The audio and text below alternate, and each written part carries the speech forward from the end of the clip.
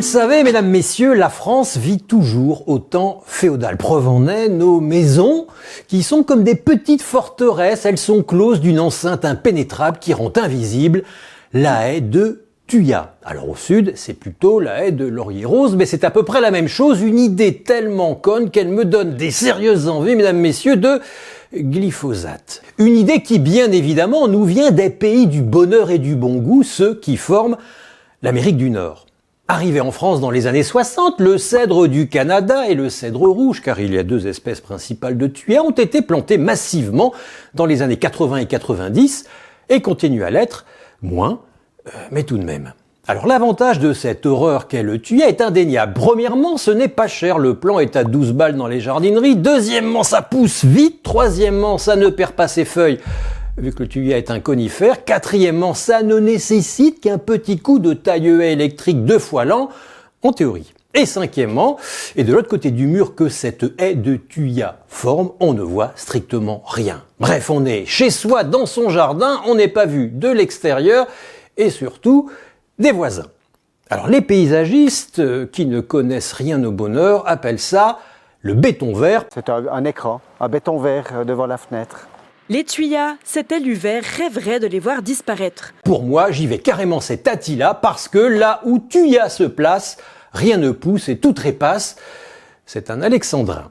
Voyez-vous, mesdames, messieurs, le Thuya produit des fleurs très discrètes, quasiment invisibles, un pollen très allergène et pour finir, des fruits tout en écailles qui sont immangeables. Le Thuya ne sert donc strictement à rien pour les pollinisateurs sans lesquels nos printemps seraient silencieux. Le Thuya ne nourrit personne non plus, ni oiseaux, ni micro-mammifères. Avez-vous déjà vu d'ailleurs un nid dans une rangée de Thuya? Ben non. Et dessous, ce n'est pas mieux. Pas une herbe, car le Thuya est si dense que c'est la nuit sur le sol. La haie de Thuya, c'est un grand vide, plein de verre à l'extérieur et sombre comme une forêt d'Harry Potter à l'intérieur.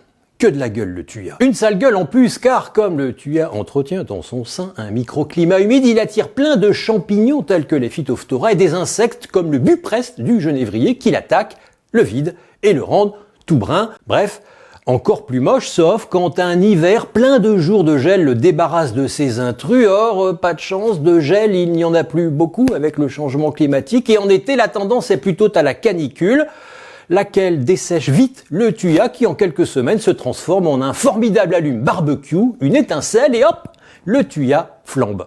D'autant que la compacité de la haie crée des turbulences qui, selon les pompiers, encouragent le feu. Mais il n'y peut rien, le pauvre Thuya, car il est victime d'une atroce incompréhension, car c'est un arbre qui ordinairement vit seul et peut alors se déployer assez joliment jusqu'à 50 mètres de haut. Bref, ce n'est pas un arbuste, c'est la seule volonté des jardineries qui en a fait un nain, à force de le proposer en haie. Il souffre donc le Thuya, il est corseté dans le rôle que les hommes lui ont attribué. Or, dès qu'on lui fout un peu la paix, il s'évade en hauteur, en largeur, car il est un arbre. Merde, alors il pousse, il s'émancipe, et les propriétaires sont obligés de le tailler plus souvent, ce qui le fragilise. Champignons, insectes parasites, en profitent alors. Et tout ce Thuya coupé, personne ne sait quoi en faire. Brûlé, il encrasse les poêles, acide, il n'est pas le bienvenu dans les composts.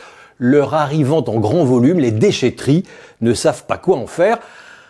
Alors mesdames, messieurs, je vous le dis, coupez vos haies de Thuya. Alors pas toutes, faites des trous, dessouchez par-ci, gardez juste les troncs par-là, laissez faire la nature et plantez des trucs qui vont faire des fleurs, des fruits, des abeilles et des oiseaux, je sais pas moi, du noisetier, de l'avion-aubier, du troène, du fusain, de l'aubépine, surtout j'adore l'aubépine, en plus ça pique. Si on doit cacher le vis-à-vis par rapport aux voisins, on peut utiliser le genévrier. L'atout pour les insectes, pour les oiseaux, fait que ça amène toute une population des mammifères, et puis c'est ce qu'on aime. L'essentiel, c'est de créer de la diversité et d'attendre un peu que ça pousse, c'est vrai. Mais comme ça, vous verrez enfin vos voisins. La haie de Thuya, c'est vraiment l'idéal à con des jardins.